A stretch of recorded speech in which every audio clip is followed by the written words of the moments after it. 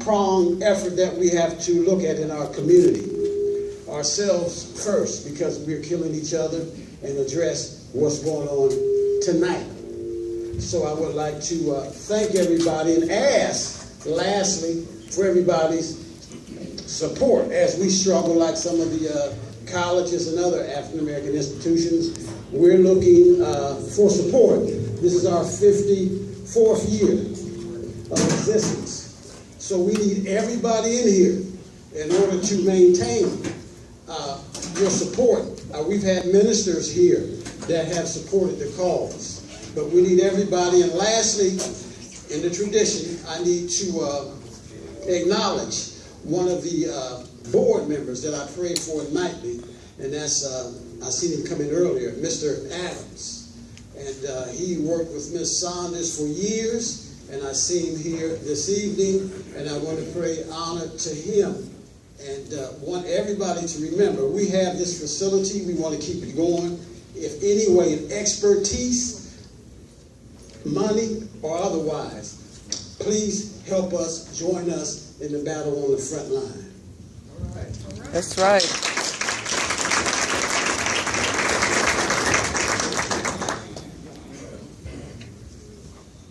Okay, I want to thank all of you who have sponsored this.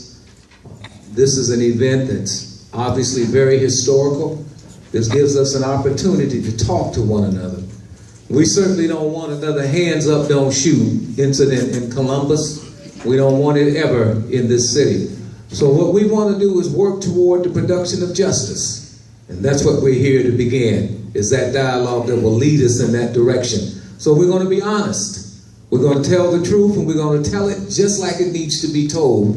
And we're going to work for the resolutions that produce justice for everyone. Am I right about that? That's right. If we're not here to do that, then we might as well leave. Is that right? That's right. All right, then that's what we're going to do. Let's get started. I want to bring up the first panelist, and I don't know which direction. I'll start from here, because if I don't start from here, I might have to face him one day. So I want to do right by the judge.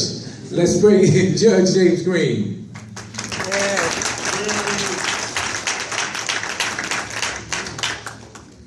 Good evening to everyone.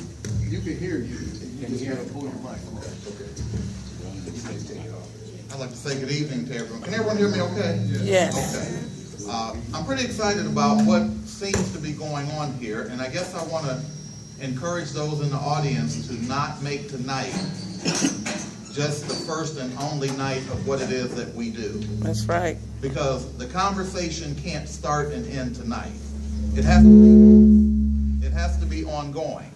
And we talk about this thing called a village, we talk about this thing called a community, and what we end up doing is looking for someone else to take care of our problems and our issues.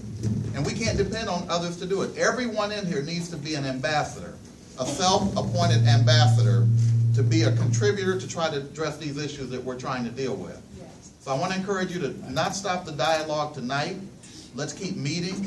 Let's keep addressing these issues and see if we can find some solutions. Okay. Am I on? Okay. Also, Judge, can you tell us you're with the municipal court?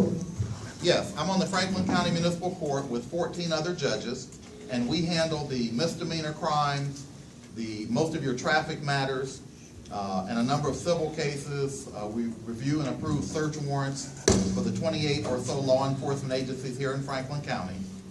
And you can say that I'm kind of on the end of the process rather than the beginning. I catch hell after everything has been done and folks are coming in my courtroom, and then I'm trying to figure out what to do with them. So I'm on the kind of the end of the process. Always looking for alternatives for sentencing and other remedies after people have already come into the system. The goal here, I think, is in large part to try to keep people out of the system. So then I won't have anything to do and I can go ahead and retire. Thank you very much. Judge Terry Jameson. I'm Judge Terry Jameson. I'm on the Franklin County Domestic Relations and Juvenile Court. I handle what we call the bind-over cases, which are the motions to relinquish jurisdiction from juvenile court over to the general division for juveniles to be tried as adults I also handle permanent custody, divorces, child support. That's what I do. And like Judge Green, we are on the back end of the process in most times.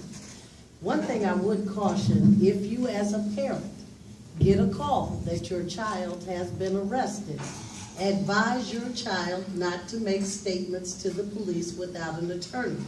That is a right that they have, and a lot of times parents don't understand that they need to help their children to navigate through the system. If you cannot afford an attorney, the court does appoint counsel for you. And you have the right to say, I don't want to make a statement without counsel. And because we're dealing with juveniles, a lot of parents assume that your children cannot be questioned without you being present, which is a wrong assumption for you to make. If they willfully waive their right to counsel, they can be questioned without you as a parent being present. So know your rights, advise your children of their rights, and then hopefully we won't see you at all, but if we do, we hope that you have advised your children of their rights. Appreciate that. Testing. Brother Penn? Yes, sir. Good evening again. Anthony Penn with Columbus Area Integrated Health Services, Inc. Our organization is one of the largest behavioral health care providers here in Columbus, Franklin County. Our primary office is 1515 East Broad Street. And those behavioral health care services that we provide, extend itself from psychiatric care to counseling, to group counseling, to reentry programs, to prevention programs, to family, helping families rebuild families, helping our youth in the school system. So as I was thinking about sort of our organization's role, as we take part in this important community conversation, one of the areas that we believe strongly in, and we believe we do it as well as anybody in the community, and that's providing prevention services. One of the keys, I believe, to helping communities continue to make sure they don't see a path of what's occurred in St. Louis is to have those prevention services be effective and accountable, so they don't end up into these two systems here. And if we're doing that, and if we continue to view ourselves as an extension of family, as an extension of the school system, as an extension of the faith-based community, and as an extension of the neighborhoods, and holding ourselves to a level of accountability and responsibility of delivering effective services. We're here tonight to basically make the community aware that we are 100% into providing prevention services to the community. Our services reach all across Columbus, and we believe strongly that dialogue is one of the key things that we can bring to the table to help make sure that we stay a safe and effective community for our residents here. Thank you. Before you do that, what I'm asking everybody to get close to the mics, because what you're doing is fading out. Okay. So we need you to almost eat that mic. Yes, sir. Certainly the gentleman about to speak next needs no introduction. He is Minister Donnell Muhammad. Let's give him a round of applause. Been on the front line for many years. Brother Muhammad. My name is Brother Donnell Muhammad. I am the representative of the Honorable Minister Louis Farrakhan in the Nation of Islam here in Columbus, Ohio. We are taught to respect those in authority among us and non-believers in authority over us, as long as it does not conflict with our religion. The word respect has a prefix calling it re, meaning again, and spect coming from spectro, which means to look again. So if I am to respect those in authority among us who are licensed, sometimes elected to protect and serve us, then there has to also be a reciprocation of this taught to the police department and the forces that are supposed to be providing this protection and service to us.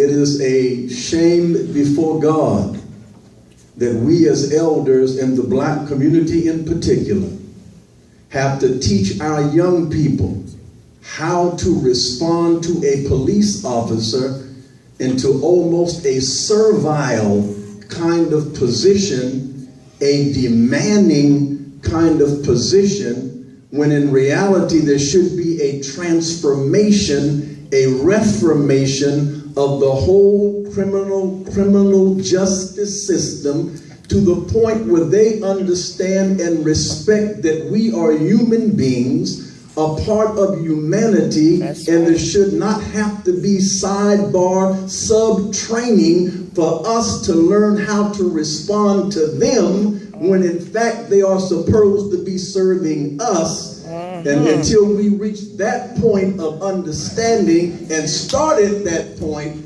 this conversation, in my judgment, is an absolute waste of time, because I'm not going to lay on the ground. I'm not going to bow down and punk out. I'm not going to be reprimanded because I simply ask the question, why are you stopping me? And I got to get beat down, maced, and chained and tongue-tied for that. No, I can't teach my child to punk out like that. No. There has to be mutual respect between human beings, law enforcement, and black people. And if we don't start at that point, then we are carrying an exercise of futility and pumped out conversation. That's all I have to say about it. Yes, sir. Yes, sir.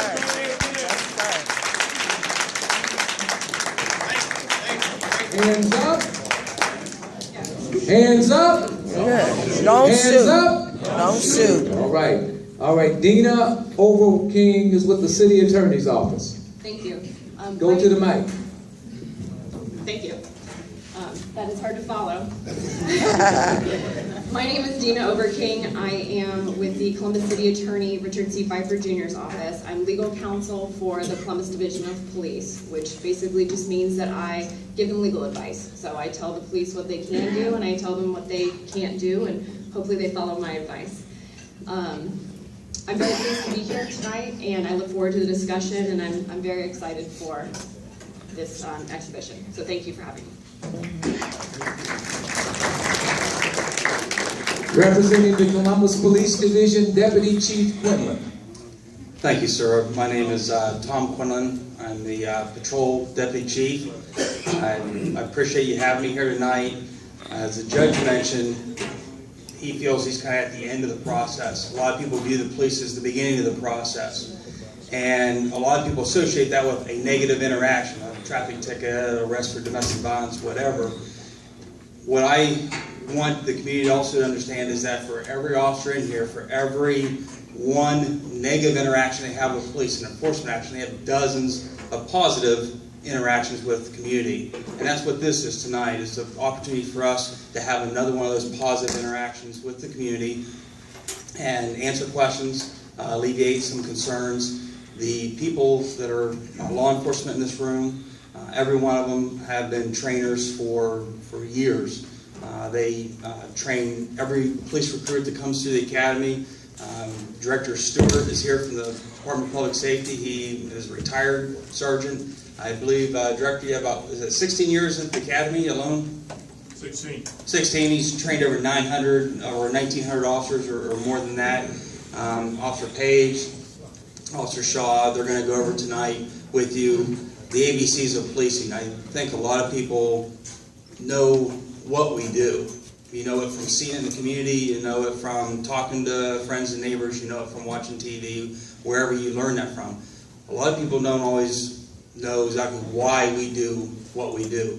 And that's one of the things that we're going to cover tonight, why we do what we do, and maybe clear up some concerns that citizens rightfully have on interactions with the police. So that's one of the things that we'll be able to present tonight and show you those scenarios, and then following that, we'll be happy to discuss some questions and answers that you may have. Thank you very much for the opportunity to be here, and I appreciate your time. Good. Next up is a young lady that certainly needs no introduction, State Senator Charlita Tavares. Thank you very much, Kahari. And first of all, I want to thank Byron Potts and his law office for sponsoring this, along with the Kappa Alpha Psi fraternity, Phi Beta Sigma fraternity, Community Youth and Young Adult Empowerment, Columbus Area Integrated Health Services, and Iron Men of Oakley Full Gospel Baptist Church. I know that church well. I am your public servant, and I am here today because I too want to understand how best we serve our community, respect our community, and ensure that when there is a decision to stop someone, that we do it in the most appropriate way. Brother Donnell talked about respect, and that's something that we have to ensure that all of us respect each other. Training is important, and I believe everyone should be trained in developing cultural proficiency skills so that you understand the people who are walking in your doors, the people you're interacting with, and as public servants especially. If we are to represent all of the citizens, all of the residents, not just citizens, but all of the residents of our community, then we have to learn who they are, how to interact with them appropriately, if we're going to serve them appropriately. I am very concerned that I have to share with young African American males and other males of color that they have to be very, very careful when they drive, when they walk, when they're in a neighborhood that someone believes they shouldn't be in, or doesn't believe that this is a community that has many young men of color.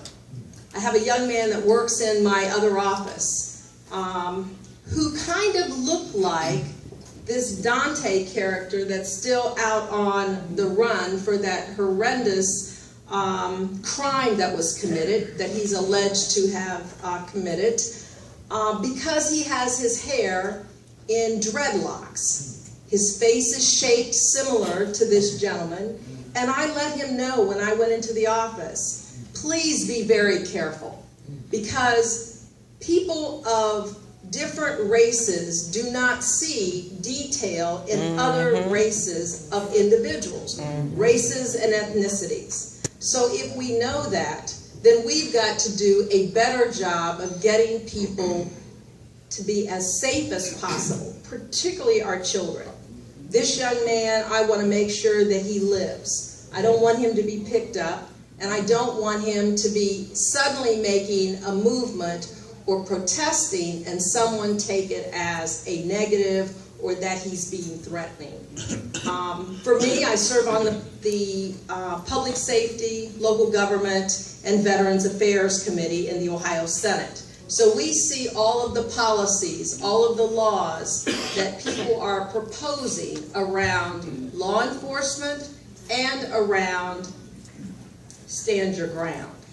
That's what I'm afraid of right now. I'm afraid that we've got some yahoos in the Ohio General Assembly that want to pass an Ohio version of stand your ground. Right. So it won't just be law enforcement that our young men will be afraid of. Right. It will be average Joe who stand. The culture of gathering of African Americans is threatened by someone that looks different and reacts out of their fear, particularly when they have a concealed carry weapon. So that's why I'm here, and I want the community, law enforcement, and all of us who say we serve community to come together and come up with some recommendations, not only for our community, but for the state of Ohio. Charlie, before we go forward, yes, I want to ask you a question. Where are we with that, the one that you just talked about, and what can we do immediately to begin to deal with it?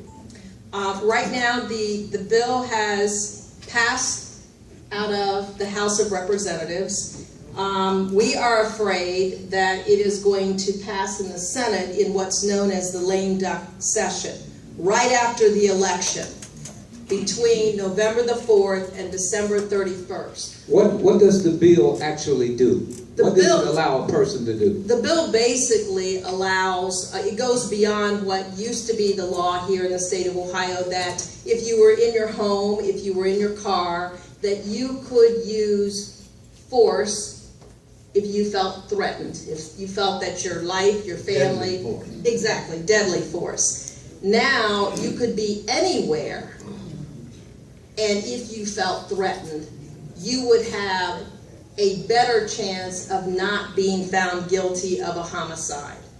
So what we want, and then it also reduces the amount of training for those who have the concealed carry weapons. We would have to honor any state in the nation that has allowed somebody else to carry a concealed weapon, and we would also, there would be some felonies that would also be allowed to carry a concealed weapon. So it would loosen the standards, it would lessen the amount of training, and it would give people who felt that they were threatened in any way a better chance of not being charged with homicide. So we need you to make those phone calls to the state legislature, both the House and the Senate members, because even if it passes in the House, or it may go to a conference committee, we need you to make phone calls, letters, emails to the governor's office, that if it should pass both chambers of the General Assembly, that he would veto it.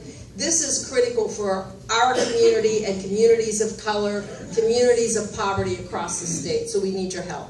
Okay. Byron?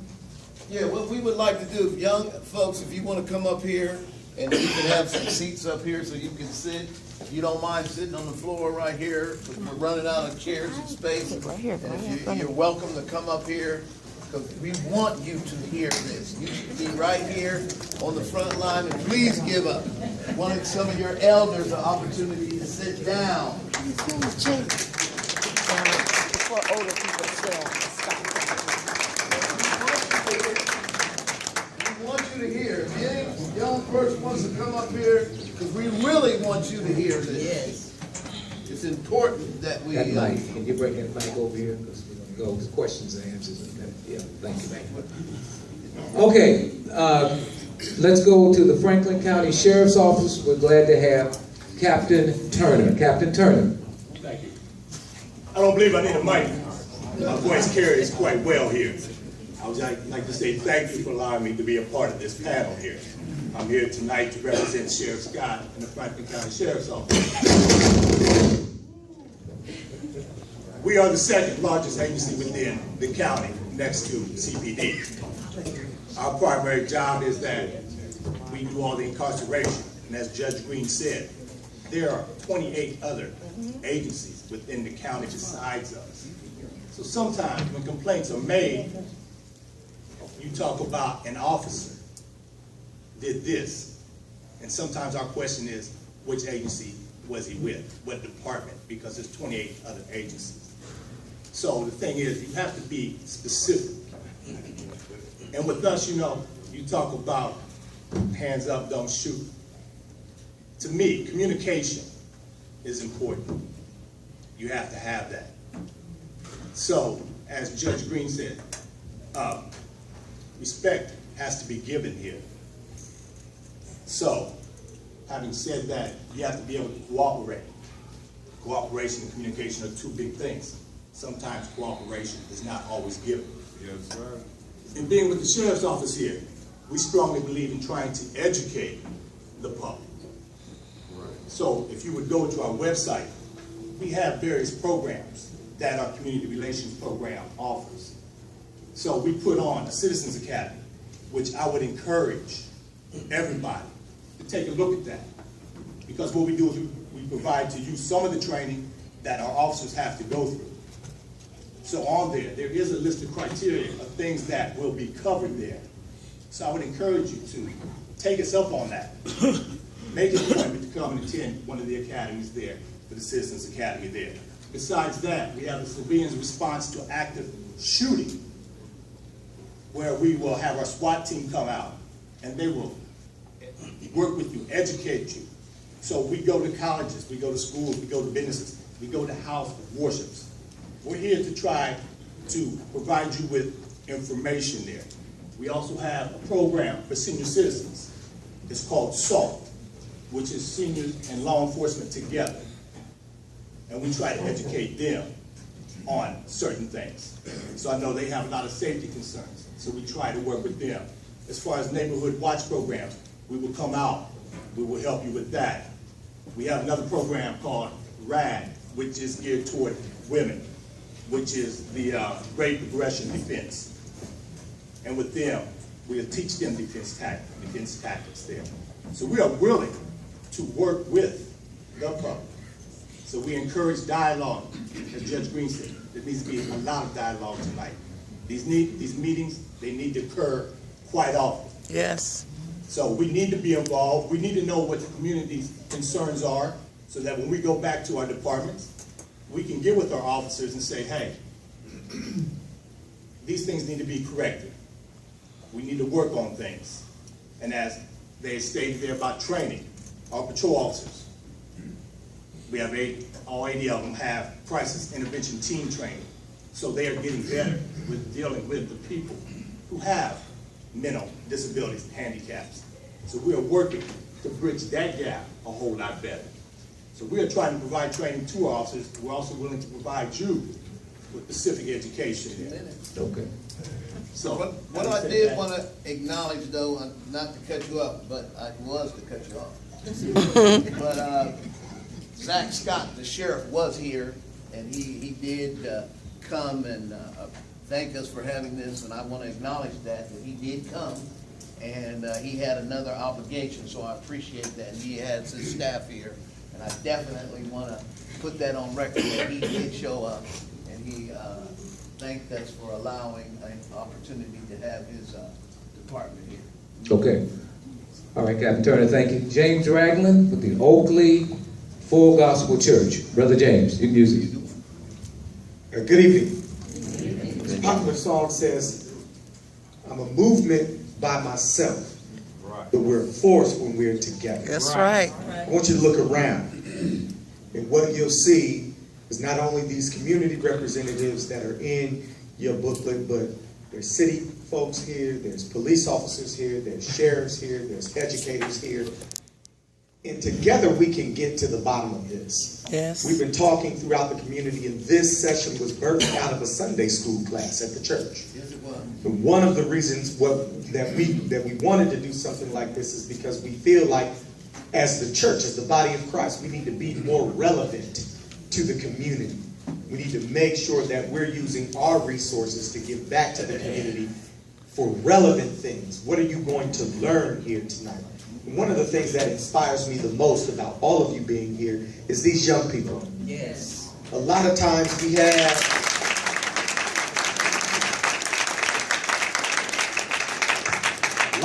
have forums like this, and they're absent of young people. And we do a lot of talking at the young people, but we wanted to engage the young folk this time. One of the reasons why we wanted to do this again, we did a lot of planning for this session. And there was a willingness from the law enforcement officers to listen. That is one of the reasons why we said we wanted to come here and establish a foundation of mutual respect, because it goes both ways. And these officers were willing to say, well, listen, we understand there's going to be some times when things are going to get harsh, but we are here to listen to the community and respond to that. And so we want to establish that from the beginning. We want to move forward and come out of here with solutions and action items that are going to keep all of us alive and keep all of our communities safe. And I'm just so glad to have you all here.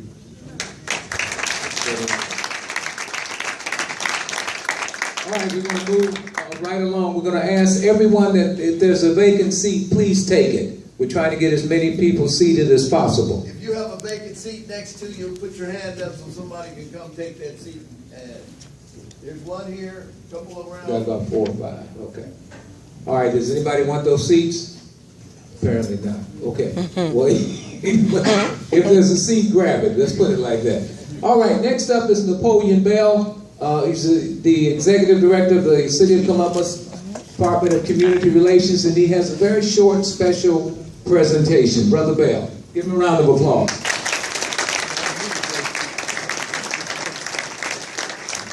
All right, great. Thank you so much. And Happy to be here. Like I said, I'm with the Mayor's Office, the Community Relations Commission, and we've been doing a program out of our office for the last 8 years. It's been called the ABCs of CPD and CFD. And why we've been doing this is because just for this reason that we're all here today, is to hopefully make sure that people understand, the community understands why police officers and firefighters do what they do.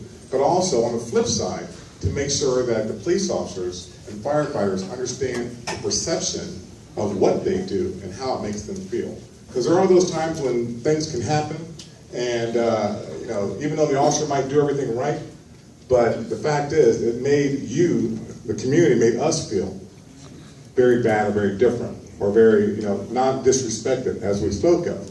And so we also have to learn, even though if you do everything right by policy, you still can be disrespectful of someone else. Yes. So we have. So this is a learning experience for both. We've been doing this program also in Somali and also in Spanish to make sure that we reach out to our refugee and immigrant populations also, because they're here also, and they have baggage that they're carrying from where they come from as far as dealing with law enforcement. So we've been doing this for the last 8 years, like I said, and so we're going to go through a couple scenarios here. And we're going to ask for some audience members to help us out with these scenarios also. Mm-hmm. So first of all, so I'd like to put my glasses on here.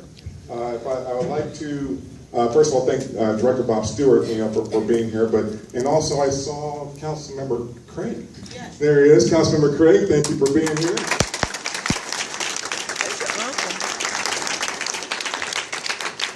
So the team that we've been working with, and one of you met with is Deputy Chief Quinlan. We also have Officer Jason Jackson, if you'd raise your hand there. Officer Tommy Page, Officer Kelly Shea, Officer Tracy Shaw. Did I miss any of the other officers? No, okay. All right, well, I do see another officer back there. Kristen Baker-Wall, or no, wait, not Kristen Baker-Wall, I'm sorry. She just got married. Give her a round of applause, Mrs. Kristen Baker.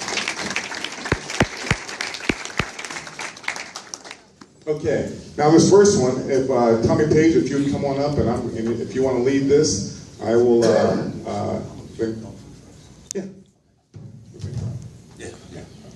And also, young people, I think we'll have just enough, but if you guys would just back up just a little bit. Can everybody hear me? I don't need this. I'll talk all day. Okay. Good evening. Good evening. I'm honored to be here, giving honor to God who's the head of my life. Yes. I'm very thankful to be here. I'm glad we're here because I like to get some things cleared up. Now, there's a rule book we play by, the Ohio Revised Code.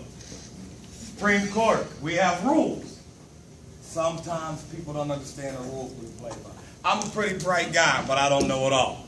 But we know the parameters we play by, and I like to, you know, share them with you. Now, as I'm sitting here thinking, I'm like, I can remember as a child, there were things my parents would tell me. And sometimes I didn't mean to, but I didn't understand. But when we get done today, I hope we understand. And we come with the same spirit of love and understanding that we had when we got here. All right? I don't expect you to understand everything that